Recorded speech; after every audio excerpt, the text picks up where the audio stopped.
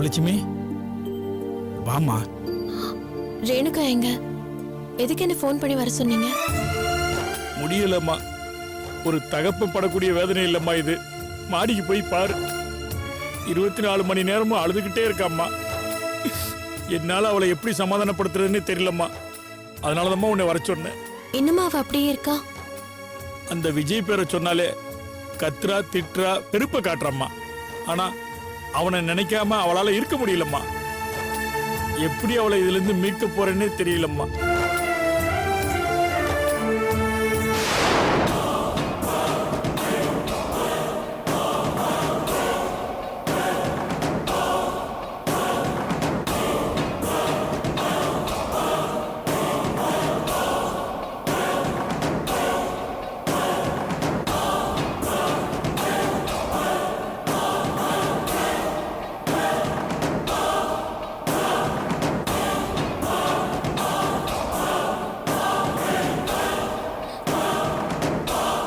என்ன ரேணுகா இது என்ன கோலம்?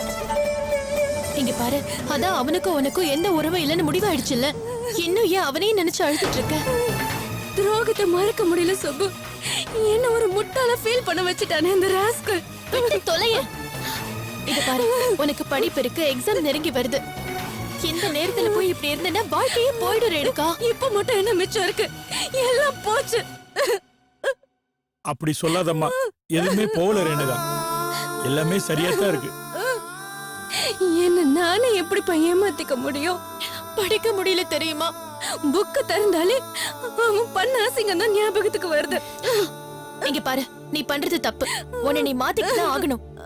வாழ்க்கையில எல்லாருக்கும் ஏதோ ஒரு கஷ்டம் இருந்துட்டு தான் இருக்கும்.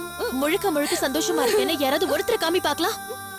உனக்கு விஜயால கவலைன்னா உங்க அப்பாவுக்கு உன்னால கவலை. தயவு செஞ்சு விட்டுடு ரேணுகா. இது எல்லாம் மறந்துட்டு அடுத்த வேலையை போய் பாரு.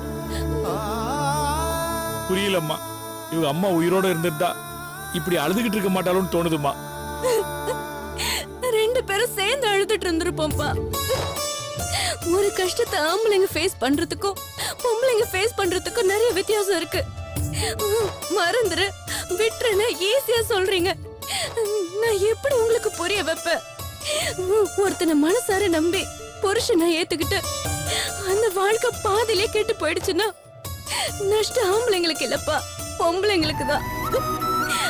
ஆம்பளைங்க மனசு இரும்பாலையும் பொம்பளைங்க மனசு பூவாலையும் ஏன் படைக்கணும்? நியாயமான கேள்விதான் ரேணுகா. ஆனா இது உங்க அப்பா கிட்ட கிட்ட எந்த பிரயோஜனமும் இல்ல. வா, கோவிலுக்கு போலாம். அந்த சாமி கிட்ட கேளு. இங்க பாரு ரேணுகா, தயவு செஞ்சு புரிஞ்சுக்கோ. செமஸ்டர் எக்ஸாம்ஸ் வருது. இப்ப நீ தவறு விட்டனா அப்புறம் லைஃபே போயிடும். நடந்ததை மறந்துட்டு நாளையில இருந்து ஒழுங்கா படிக்கிற வழிய பாரு. காலேஜ்க்கு ரெகுலரா போகலன்னா அட்டெண்டன்ஸே போயிடும். அப்புறம் அதை வச்சு எக்ஸாம்ஸ் எழுத முடியாம போயிடும். ரொம்ப குழப்பமா இருக்கு சுப்பு. சட்டன லைஃபே பிளாங்க் ஆயிட்ட மாதிரி இருக்கு. ஆஹா, நீ சரிப்பட்டு வர மாட்ட. இங்க பாரு, முதல்ல நீ படிப்பு முடி. விஜய் அப்புறமா நினைச்சு கவலைப்படு. இல்ல நாலு சாபம் கூட என்ன வேணாலும் பண்ணு. ஆனா முதல்ல எக்ஸாம்ஸ்ல கான்சென்ட்ரேட் பண்ணு ரேணுகா. எல்லாமே தான் முடிஞ்சிடுச்சு. இனிமே நான் படிச்சு என்ன பண்ண போறேன்? அப்படியே அரைஞ்சிருவேன். இங்க பாரு, முதல்ல முகத்தை கழுவிட்டு கோவிலுக்கு கிளம்பு. கொஞ்சம் ரிலாக்ஸ்டா ஃபீல் பண்ணுவேன். நான் வரலடி. அங்கிள் பாருங்க அங்கிள், நான் வேலையை விட்டுட்டு அங்கிருந்து வந்திருக்கேன். கோவிலுக்கு கூப்பிட்டா வர மாட்டேங்கிறா. கொஞ்சம் சொல்லுங்க அங்கிள். ரேணுகா, போயிட்டு வாம்மா. கோயிலுக்கு போனாலாவது உன் மனசுக்கு கொஞ்சம் ஆறுதலாவது இருக்கும். எனக்கு ஆறுதல்லாம் வேணாம்ப்பா. புத்தி முழுக்க நிறைஞ்சிருக்கிற அந்த வெறுப்பு இல்லாம இருந்தாலே போதும். அவனை நினைக்கவே கூடாதுன்னு தான் தோணுது. ஆனா எப்பவுமே அவனே தான் நினைச்சிட்டு இருக்க. ஏய் லூசு, அதுக்கு தாண்டி உன்னை கோவிலுக்கு கூப்பிடுறேன். ஜஸ்ட் 1 hour நீ அங்க இருந்தா போதும். இதெல்லாம் மறந்துட்டு நீ ரொம்ப ரிலாக்ஸ்டா இருப்ப. ப்ளீஸ் எனக்காக வாங்க. ரேணுகா, மாட்டேன்னு சொல்லாதம்மா, போயிட்டு வாம்மா. இப்படி அழுதுகிட்டே இருந்தா அப்பா செத்துருவம்மா.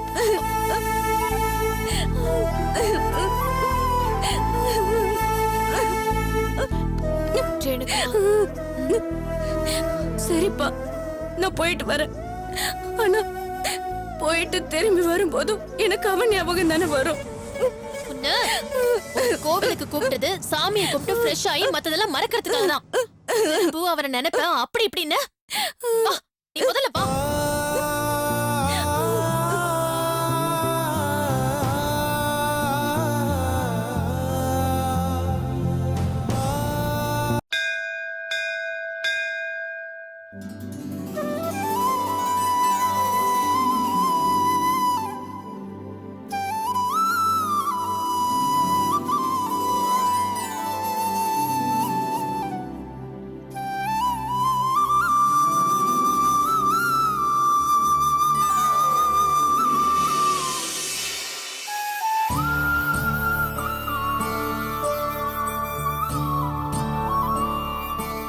மனசே ஆற மாட்டேங்குது சுப்பு. காயத்ரிக்கு இப்படி ஒரு பிரச்சனைன்னு நினைச்சு கூட பார்க்க முடியல. உனக்கு ஒரு கஷ்டம், எனக்கு ஒரு கஷ்டம், எல்லாருக்கும் ஒரு கஷ்டம். ஆனா காயத்ரி படுற கஷ்டம் நம்ம யாருமே படல. அப்பா அம்மா கைவிட்டு அடைக்கலம் கொடுத்த பாட்டி ஜெயிலுக்கு போய் எங்க போறதுன்னு தெரியாம கடைசியில எங்க வீட்டுல வந்து உட்கார்ந்திருக்கா. இந்த மாதிரி சூழ்நிலையில அவ எப்படி படிக்க முடியும்னு சொல்லி பார்க்கலாம். அழுது அழுது கண்ணீரே தீந்து போச்சு.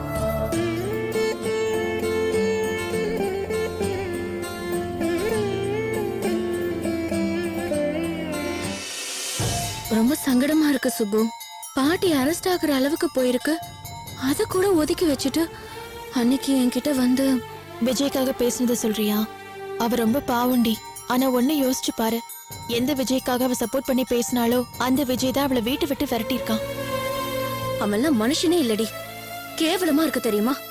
எவ்வளவு மடத்தனமா அவனை நம்பி அவன் கூட வாழ போன. இப்ப நினைச்சா எனக்கே வெக்கமா இருக்கு. சரி, அதே நினைச்சு ஃபீல் பண்ணிட்டு இருக்காத. உனக்கு அது சப்போர்ட் பண்ண உங்க அப்பா இருக்காரு. ஆனா காயத்ரிக்கு அவங்க அப்பா தான் பிரச்சனையே. அதுவும் காயத்ரி மாதிரி ஒரு பொண்ணு கிடைக்க அவங்க அப்பா ரொம்ப கொடுத்து வச்சிருக்கணும். அது அவருக்கு புரியல. உன்னை என்னை விட காயத்ரி ரொம்ப நல்லவடி. நீ சொல்றது உண்மைதான் சுப்பு. நானே நினைச்சிருக்கேன் இந்த மாதிரி நல்ல மனசு யாருக்கு வரும்னு. பட் நினைச்சு பார்த்தா யாரெல்லாம் ரொம்ப நல்லவங்களா இருக்காங்களோ அவங்களுக்கு தான் ஆண்டவன் நிறைய கஷ்டத்தை கொடுக்கறான். யாராவது ரொம்ப கஷ்டப்படுறாங்கன்னா அவங்க ரொம்ப நல்லவங்கன்னு கண்ணை மூடிக்கிட்டு சொல்லிடலாம். ஆமா, நீ சொல்றதுதான் கரெக்ட்.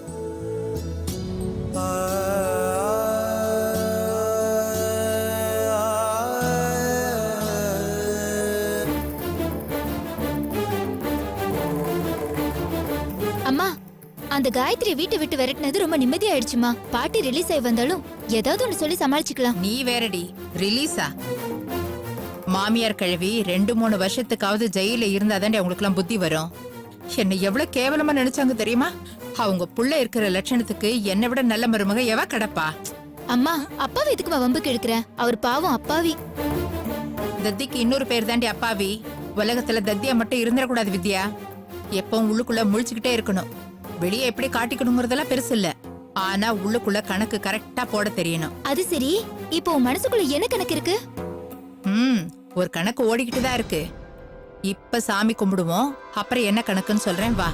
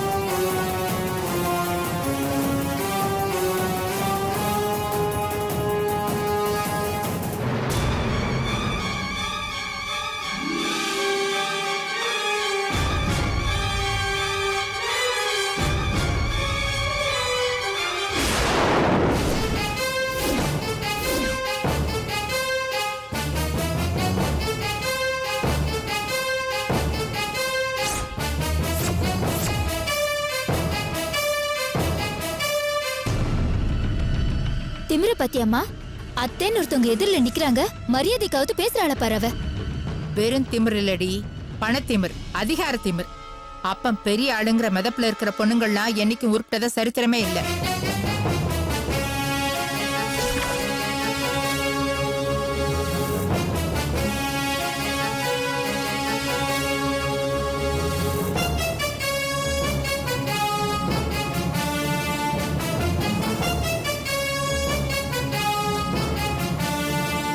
பாருங்க, உங்க சாபத்துக்குலாம் பயப்படுற ஆளு நான் கிடையாது. என்னைக்கு உங்க புள்ள கட்டின தாலியை கழட்டி வீசி எரிஞ்சிட்டு வந்தனோ அன்னைக்கே உங்க உறவு முடிஞ்சு போச்சு. ரோட்ல 1000 பேரை பாக்குறோம், எல்லாரையும் நிறுத்தி வச்சு பேசிட்டா இருக்கோம். ஏண்டி சொல்ல மாட்ட? வேகாத வெயில எங்களெல்லாம் ஊர்க விக்க வச்சியே, அதெல்லாம் மறப்பேனா என்ன? அதெல்லாம் உன் உடம்போட பிறந்த திமிர் தானே செய்ய வச்சது. ஏங்க, ஏன் தேவையில்லாம பேசிட்டு இருக்கீங்க? அவதான் உங்களுக்கும் அவளுக்கும் எந்த சம்பந்தமும் இல்லைன்னு சொல்லிட்டால, உங்க வேலையை பார்த்துட்டு போக வேண்டியதானே? நீ யாரடி எடுப்பு? அநியாயமா என் பிள்ளைய உள்ள தள்ளி கஷ்டப்பட வச்சுட்டு இவ இங்க சிரிச்சு சீராடிட்டு இருக்கிறானா, அத பார்த்து என் வயிறு எரியாம என்ன செய்யும்? பின்ன உங்க புள்ள செஞ்ச காரியத்துக்கு அவார்டா கொடுப்பாங்க. அயோக்கிய ராஸ்கல்.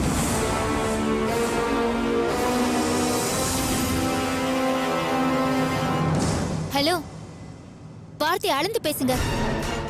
உங்ககிட்ட தான் பணம் இருக்கு. உங்க அப்பா பெரிய ஆள்னா அது உங்களோட வச்சுக்கோங்க. இப்ப நாங்களும் பணக்காரங்க தான். கடல் மாதிரி எங்களுக்கும் பெரிய வீடு இருக்கு. பத்தாததுக்கு கெஸ்ட் ஹவுஸும் இருக்கு. பீரோ நிறைய பணம், லாக்கர் நிறைய நகை. எதுக்கும் குறைச்சல் இல்ல. எங்க அண்ணன் நினைச்சா என்ன வேணாலும் பண்ண முடியும். அடச்சி, அடுத்தவங்களை அடிச்சு புடுங்கி பழைக்கிற பழப்பெல்லாம் ஒரு பழப்பா? ஆண்டி எப்ப கிளம்புவான், மடம் எப்ப காலி ஆகும்னு பாட்டி ஜெயிலுக்கு போன உடனே வீட்டை அபகரிச்சிட்டு உங்களுக்கு எல்லாம் ஒரு பேச்சு. ப்பு. அடச்சி, வாய மூடி. எங்கிருந்து ஓடி வந்த அந்த காயத்ரி சுருட்டிட்டு போறதுக்கா எங்க அத்தை அவ்வளவு சொத்தையும் சேர்த்து வச்சாங்க? யார பார்த்து சுருட்டிட்டு போறவன்னு சொல்றீங்க? என்னைக்குமே என் ஃப்ரெண்ட் காயத்ரிக்கு உங்க புத்தி வரவே வராது.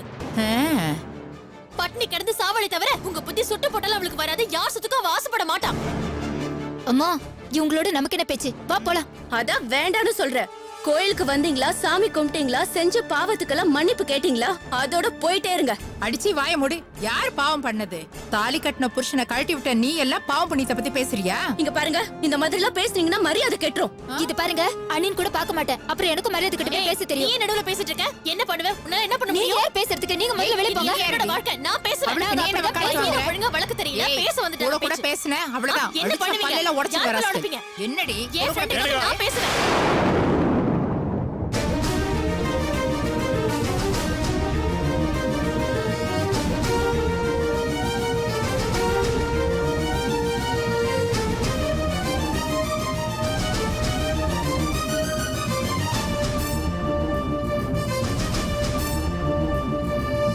என் பொண்ணோட உங்களுக்கு என்ன பேச்சு வேண்டி இருக்கு? ரேணுகா, இவங்களை எதுக்கு நிப்பாடி வச்சு பேசிட்டு இருக்கிற? தராதரம் தெரியாதவங்க கூட எல்லாம் உனக்கு என்ன பேச்சு வேண்டி இருக்கு? இத பாருங்க. ஏய், ஒரு வார்த்தை பேசுன கோயில்னு கூட பார்க்க மாட்டேன். நான் நினைச்சேன்னா நாளைக்கே நீ இருக்கிற இடத்துல புல்லு முளைக்க வச்சிருவேன். ஜாக்கிரதை.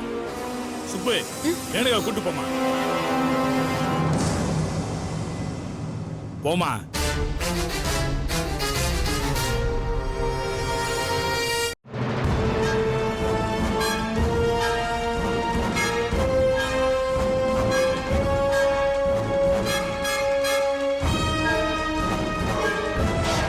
இத பாருங்க, உங்களுக்கும் எனக்கும் என்னைக்குமே உறவு இருந்ததில்ல. உங்களுக்கு என் பொண்ணுக்கு இருந்த உறவு என்னைக்கோ முடிஞ்சு போச்சு. நான் என் பொண்ணுக்கு வேறொரு மாப்பிள்ளையை பார்த்து கல்யாணம் பண்ணி வைக்க போறேன்.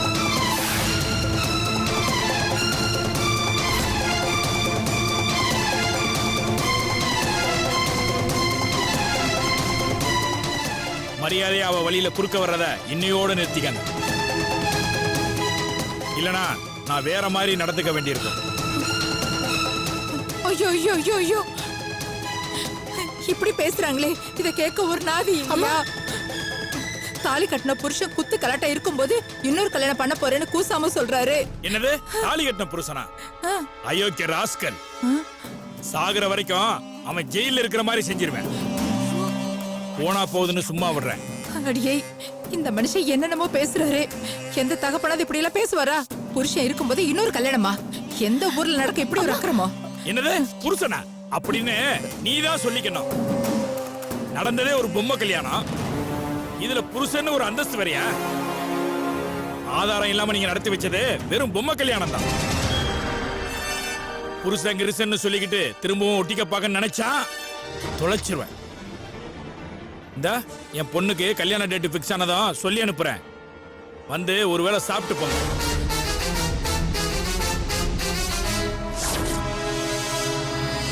ஆனா உறவுன்னு சொல்லிக்கிட்டு அந்த கல்யாணத்தை மட்டும் கெடுக்குன்னு நினைச்சீங்க, இந்த உலகத்திலே இருக்க முடியாத அளவுக்கு பண்ணிடுவேன்.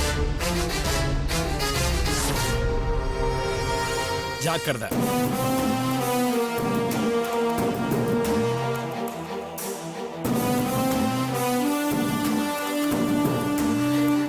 அம்மா, என்னம்மா இவர் இப்படி பேசிட்டு போறாரு? முதல்ல இந்த விஷயத்த விஜய் கிட்ட சொல்லணும். நான் போறேன், நீ சீக்கிரம் சுத்திட்டு வா.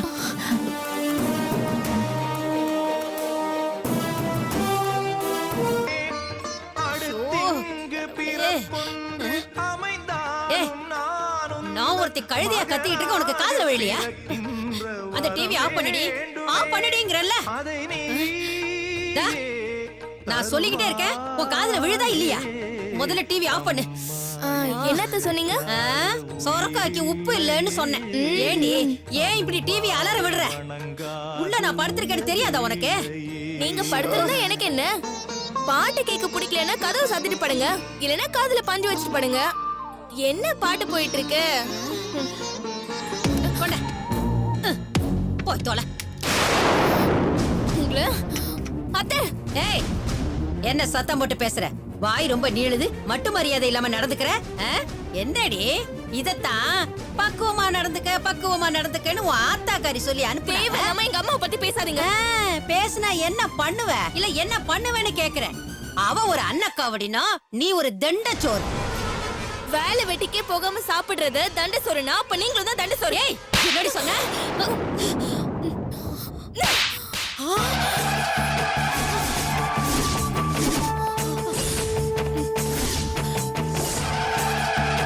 இந்த கை உங்க வேலையில என்கிட்ட வச்சுக்காதீங்க.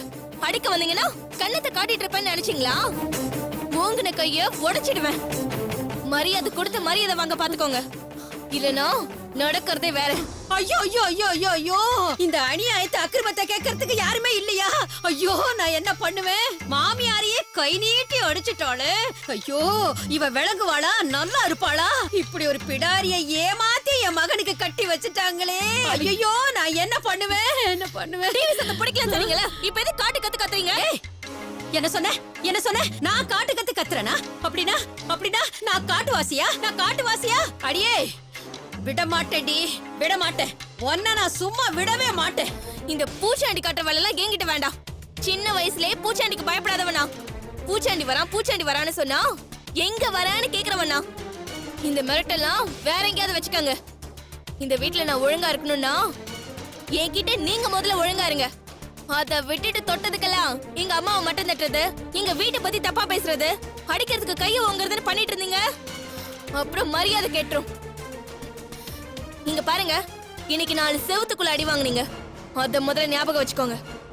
இன்னொரு தடவை இந்த மாதிரி வாழ ஆட்டினீங்க, நடு ரோடுன்னு கூட பார்க்க மாட்டேன். நார் அடிச்சிருவேன், ஜாக்கிரதை. ஏய்,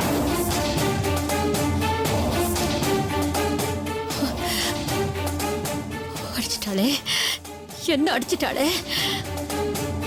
விட மாட்டேன், இவளை நான் சும்மா விட மாட்டேன்.